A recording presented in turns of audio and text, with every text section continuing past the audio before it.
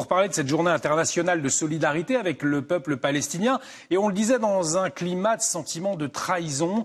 Et puis il y a le Maroc. On officialise ce qui existait. Il y avait des écrans de fumée. Là, on rentre dans la réalité.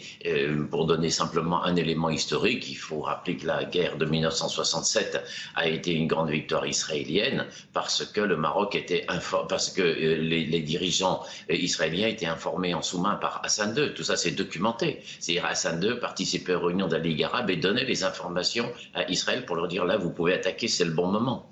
Donc, et on voit par ailleurs que vis-à-vis des peuples, ça ne passe pas. Donc, pour corriger un peu, compenser l'approche négative, je dirais qu'il y a une approche positive, c'est-à-dire que tous ces gens font ce qu'ils font, font des plans, font des guerres, mais il y a une chose qu'ils n'ont pas pu résoudre, c'est qu'il y a un peuple palestinien, et le peuple palestinien, il est là. Les familles, elles sont transversées par des opinions diverses, entre frères et sœurs, entre parents et enfants, ça discute énormément en Palestine, mais un Palestinien, il sait qu'il est palestinien, et leur grande force, c'est que les Palestiniens de Gaza, les Palestiniens de Cisjordanie, les Palestiniens de Jérusalem, les Palestiniens de 1948, les Palestiniens des camps, les Palestiniens exilés à travers le monde sont un seul peuple qui est toujours prêt à se réunir, et ça, personne ne pourra rien y faire. Donc le principe du droit à l'autodétermination, il reste intact.